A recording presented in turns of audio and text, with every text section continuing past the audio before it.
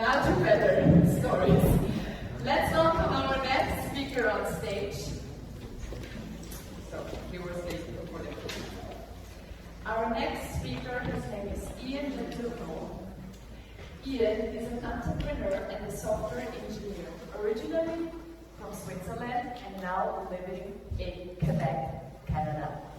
He has been working fully remotely for the past 6 years and exploring the entire world with his partner Ellie. And today we'll talk about exploring fast and slow, the keys to a lasting nomadic life. Let's welcome Ian on stage.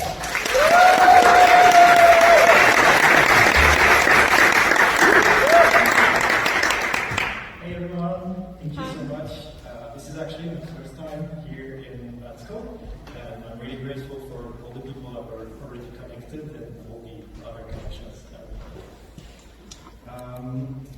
Quick question, any of you went to NOMA and done a presentation on Monday?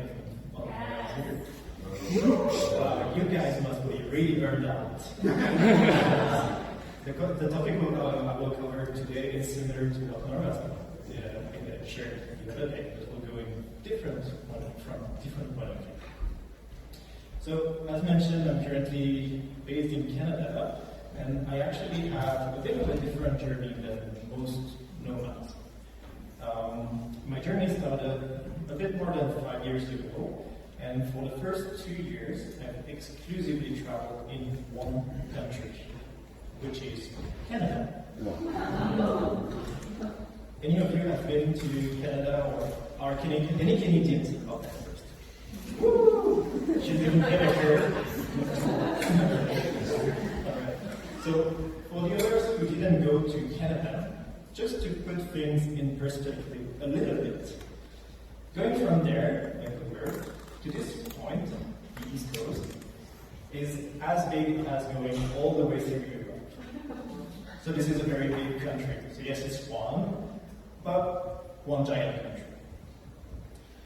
So we decided with Ellie, my girlfriend, we can also call her Chipmunk, to one day just take a one-way flight to Vancouver, buy a car from there, and drive all the way back to the East Coast, stopping for a few weeks at a time or a few months at different places. The first destination we decided to pick to start with was Squamish in British Columbia. Squamish is really like a perfect place for the outdoor lovers and enthusiasts because in a single day, if you wake up early enough, you can go hiking, snowboarding, mountain biking, and even rock climbing. For those who like water sports, you could go surfing as well, if the conditions allow. The thing with Squamish is that it rains a lot during winter time. And by a lot, I mean that we could not even dry hang our clothes in our studio because it was way too humid. So yes, beautiful Squamish, perfect place. But for us, it grew on us a little bit. So the magic disappeared with time. But still, we really love that place, and if we had to pick a place to live, that would be probably there. So, after weeks of research, we finally found a huge chalet in Vermont Hot Spring, which is in the middle of the Rockies, where we could actually relax and enjoy before moving to our third place. That place felt like a dream on paper because it was like a big house, big garden, beautiful spa, in the middle of the mountains, just right next to a ski resort. But there was one trap. Right next to the house, there was train tracks. And let me tell you, European trains are completely silent next to the big fuel-powered machines that we have in Canada. So we could say goodbye to quality sleep, even with earplugs. So, yeah. Fast forward a little bit, after a lot of research for decent accommodation, a lot of hacking for a comfortable workspace, a lot lot of cooking with dull knife and wobbly pan. We were really hoping that our next stop, the last stop of our Canada trip, would be a place we could feel at home. We were so wrong. We were completely unable to create our safe space where we could recharge our batteries, feel really where we belong. To the point we got so tired that we were just like, screw this lifestyle. Screw nomadic. Why are we even doing this? Like, is it really worth this? We're just exhausted. We just want to go home now. But we were really smart. When we decided to go to Vancouver, we sold everything. No apartment, nothing to do. Like, we didn't have a home anymore. And I'm a bit sort of bored. I wanted to go continue exploring. So we figured that if we wanted to continue this lifestyle, we had to find a way to stop compromising our quality of life.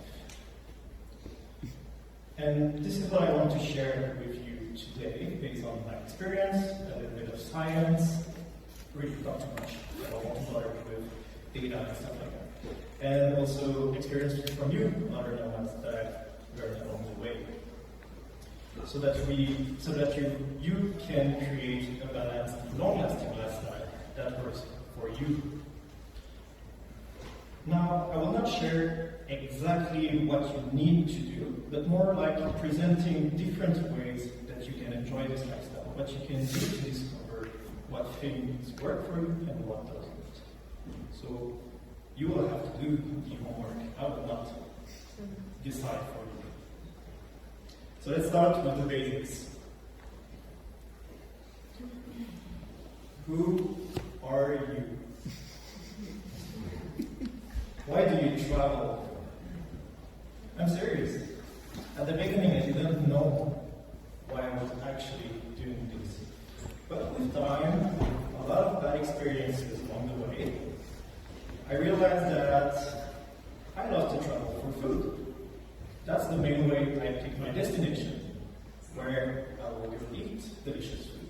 And the first thing that I do when I go somewhere is taking cooking classes, so that way I can bring back a little bit of that country with me when I go somewhere else.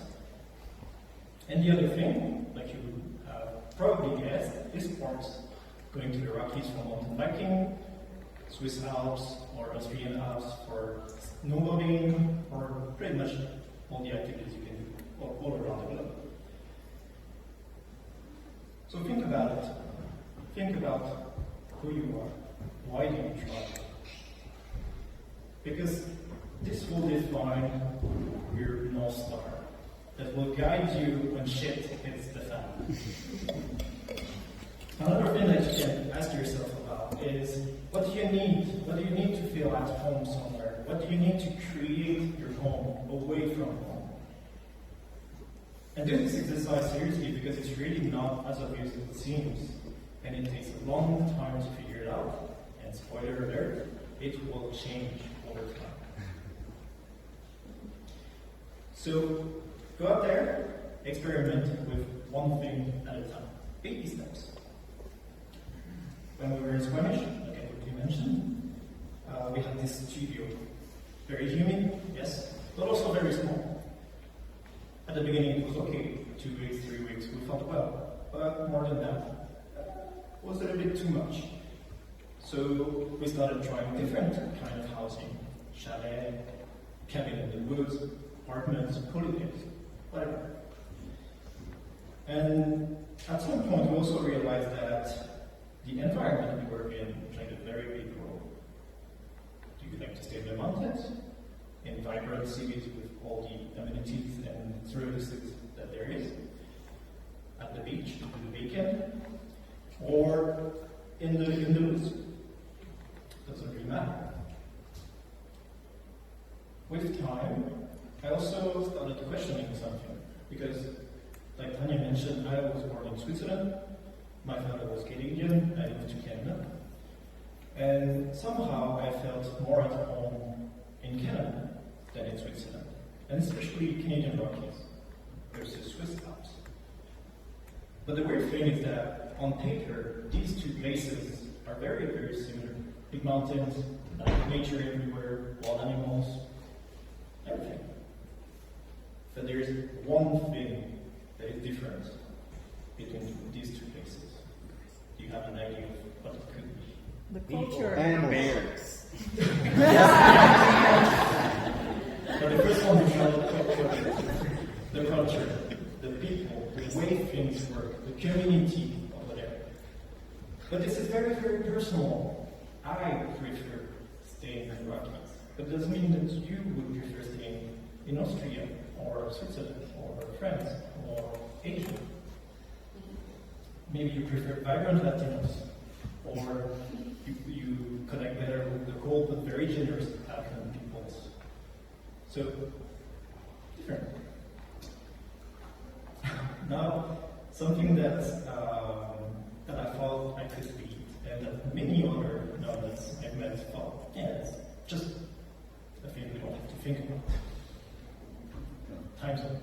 We were like, yeah, we can explore daytime, work nighttime, no problem. We can work 5 hours a day, every single day, including the weekend. Turns out you do have to take a few days off sometimes to recover. No laptops, anything. And the last thing you can experiment with is the duration of your stay. This one's a little bit tricky because it goes with every single one of the others. Maybe you're fine staying 1 month in a shared house, but more than that, you need your private space. Maybe you enjoy doing the bacon at the beach for 1 month again, but you need to move on to something else. So explore to find what is comfortable to you. But most importantly, explore to find your limits. Because it's fine to like, I enjoy this. But knowing that this kind of thing will cause trouble ahead of time really helps not jump into that bad direction. Talking about exploring, there's many different ways to explore. Probably as many as the people we have here. But there is a few kind of styles that group people in different kind of categories. Anybody who's just starting out, being a nomad, this is like the first experience. No, 1, 2. Raise your hands. Slowly, yeah, sorry. Okay, anybody 1 year, 2 years, something like that? 3 years, 4 years? More, 5 years or more? Good. So 5 years or more, 3 years, you probably experienced many of what I will share. For the newbies out there, don't do like the other newbies. Or do. It's up to you. Most people will start with binge traveling, which is like hopping from place to place for a few weeks at a time. It's really awesome because you get to visit many countries, many people, and a lot of different cultures, things like that. But it's the most exhausting way to travel. Because you're always planning, always moving, always trying to find your place everywhere. People do enjoy this. There are some people who only do that, so if it works for them, fine.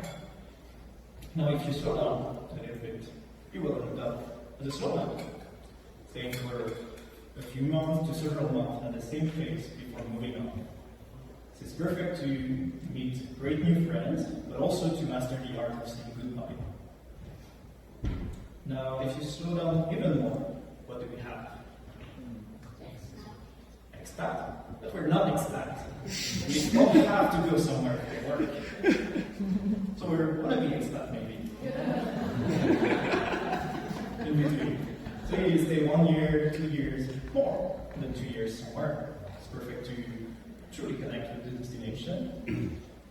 Now, if you are just like me, that even 1 year is too big of a commitment, well, you might want to be inspired by migratory birds, or snowbirds, as we call them in Canada. but not like the Canadian snowbirds who just go to Florida in winter time. Instead, you will have a set of different places that you know that you feel well in, and you just cycle through them when you feel like going somewhere. Now, no matter which style you tend to prefer, I will definitely recommend everyone to become a vacationer. By just taking a few days off or a few weeks off when you move somewhere new. So that way you can recover from all the traveling, the jet lag. You can start exploring and just enjoy the place you are in. You can meet new people, you can find your marks before having to go back to food relatively. The thing is, as the year passes, you will face different challenges. So there's not one single way of traveling that will work. At the beginning, maybe you focus more on work, so being a small animal as well. But then suddenly you learn that a family member is sick, so you have to go stick like an expat to take care of them for a few months, a few years maybe. Or you want to grow a family. I was at the presentation earlier. I don't want children, but it was very interesting to see how it works to be a family on the move. While being a snowbird can be interesting because you will have many different bases, well, temporary bases in different places that you can just serve. Personally, I really enjoy more the migratory version, but I'm curious about you. Any exclusively binge traveler? Oh, 1, 2, 3. How are you guys going? Okay, you feel good? Not too worried, too tired? Any nomad? Oh, yeah, good. Expat, wanna be expat? Okay. And snowbirds like me? Oh, good. I don't feel too lonely. Perfect.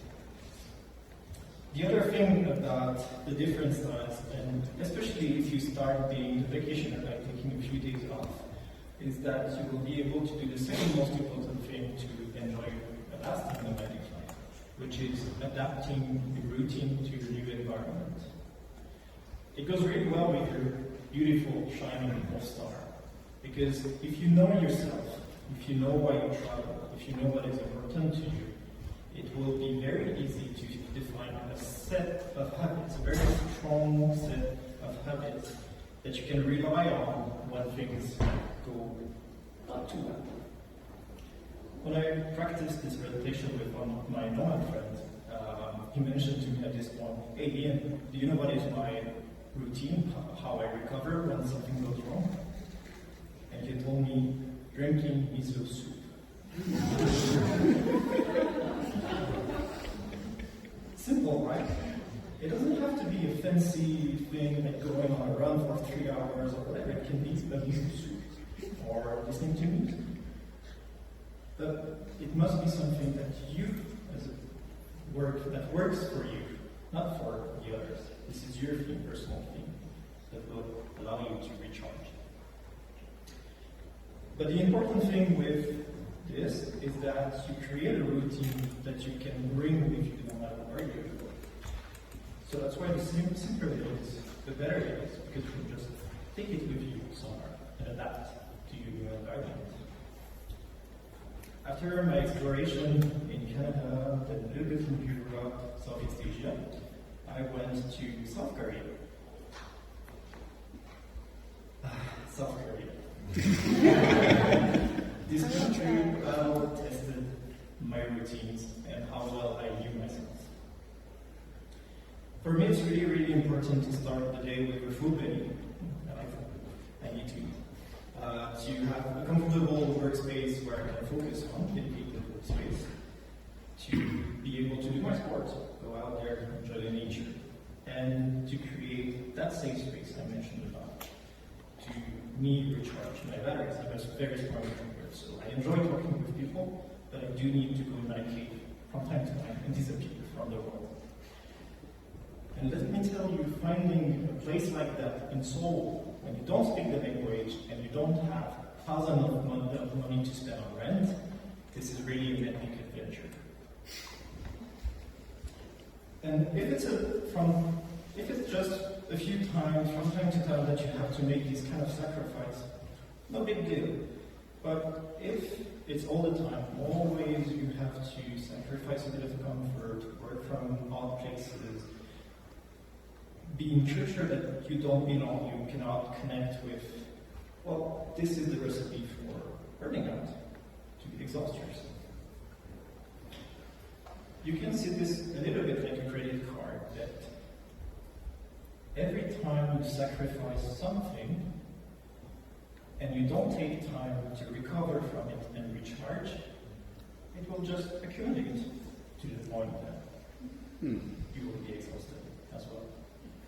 So that's when you can rely on routine and follow your North Star to make sure that when things go wrong, you can simply go back to your place and feel good. Now the other thing that is interesting with knowing yourself and the routines that you build along the way is that it will make your boss or client very happy as well. At some point I helped someone move to Canada for 6 months. And a few weeks after she arrived, she comes to see me and tell me, Ian, how do I convince my boss I can work from abroad? And I'm like, you're already abroad. So turns out no one in her team knew that she was minus 10 hours away from them. So I took some time with her to make sure that she knows what works for her, what is important for her, what she wants in life, what kind of lifestyle she wants. And then we went to the boring part, making sure that she was actually allowed to do what she was doing, both from the company point of view, but also for her country, because most companies, they have a policy to define where you can work from, what you need to install on your laptop, VPN, go to lock after a few minutes, and things like that. And for the countries, most countries, well, it's easy if you're just moving away for 3 months, but more than 3 months, it can be trickier. Insurance, taxes, things like that. So you do have to figure these things out as well. So once she was ready, she was able to just talk transparently about it with her boss. Do you know what happened? She did. She got fired. Actually, her team were really happy that she finally was transparent about it. They didn't have any doubt about it. But yeah, they were just happy, so they were like, oh, it works well, so let's just move the meetings to accommodate everyone. So now I'm not saying that it will work for every situation, but usually if you prepare well, if you take the time to be serious about what you do, plan ahead, it will really help you work with your boss and your client instead of against them. Oh, I do have more time, so I will talk about one thing I was not planning to talk. There is one secret behind all of this presentation that allowed me to build it, that it will make things way easier, and this is the science part. A few years ago, researchers found out what are the key components of stress. If you control your stress properly, this is how you will enjoy a longer lifestyle. Doesn't matter if it's nomadic or not. But quickly, the 4 components of stress are, there's a French acronym for this, I don't know about this in English, but it's like cinema. The one is control, lack of control, especially unpredictability, newness, and ego. Everything I've shared with you today is based on these 4 things. If you know what's important for you, if you know where you want to go, what kind of lifestyle works for you, you will feel in control. Nothing will be new or less new. Things will be less unpredictable, and you will not hurt yourself in the end because you know what you are going to face, so your ego will not be touched by that. And this is the same thing with your employer. If you're able to plan a little bit ahead of time, then they know what to expect, they will feel in control. They will feel not threatened, like comforted. It will not be new, and it will not be unpredictable. So it will be easier for you to convince them to have this lifestyle. But in the end, it doesn't really matter how you decide to travel, because this is your own journey. You're doing this for you, not for anybody else. It's okay if you don't travel like the others. It's okay if you don't like what the others do. It's okay if you have a different why you travel. So just go and experiment with different lifestyles to find really what works for you and what doesn't work for you, so that you can refine this beautiful star that will guide you when things will go wrong. And be humble, because you will face challenges. So how well you know yourself, how well you can rely on your routines, is what will allow you to create this balanced lifestyle for as long as you want. That's pretty much it. If you want to have a chat with me, contact me, or discuss, we'll be very happy to do it during the festival. But if you cannot, you can scan that QR code to get my contact info, or simply contact me on LinkedIn, by email, or my personal Instagram.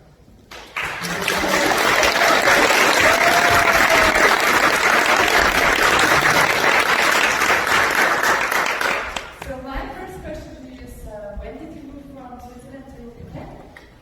When I was 19 years old, we moved for university. What do you think is the main difference between Switzerland and Canada? Or maybe Canada is so big? Yeah. Let's talk about people. Keep it like this? I'll talk about the culture, because this is something that surprised me the most in 2022. Swiss people, everything needs to be perfect, everything needs to be in order, a bit like the German, everything needs Good to that be you didn't mention the Austrians, because we're very, very different.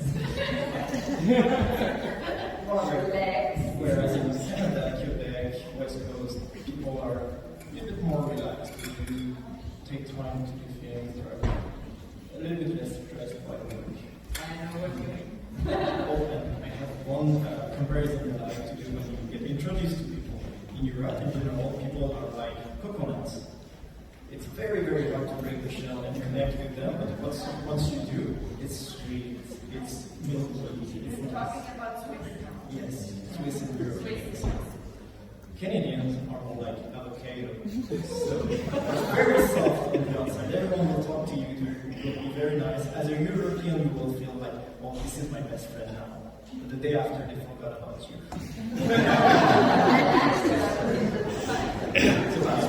Coconut, avocado.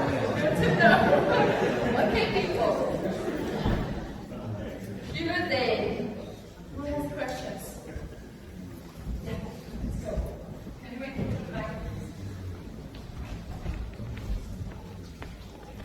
mic? Just curious, what is NOMA? NOMA is actually the business I'm working on right now to help digital nomads in their journey, especially remote workers in general, so they can find better accommodations that are actually suitable for remote working and destinations that will match their needs and interests. So making all the journey way more comfortable. We also help them with immigration, with finding local communities that match the interests and things like that. So if you're curious about this as well, feel free to just connect. Will you have a live conference? No, I'll be chatting with you. You will be, sorry? I will be chatting with everyone. Of course, you will be around. Yes. Of course. Other questions? Yeah, here, in front. Just pass the mic to the... You can do it. I believe in you. Thank you. You mentioned transparency with your job, and I was wondering if you have like advice on the first step to having this conversation with them. It really depends on your relationship with your team and your boss and the size of the company as well. If you've never been able to have any conversation outside of the regular way of working, it might be better to first have the opportunity to have informal conversations to try just to connect a little better with people who will decide whether you're allowed or not. Because in the end, it's really about making sure that one, you're allowed, two, that everything will continue working well to make this person comfortable as well. So it's more on the human side more than practical tips, if that helps with you. So. If you have other questions, Ian will be around the whole week. He will also make sure to talk to everybody. Good luck with that. And now let's give him another round of applause.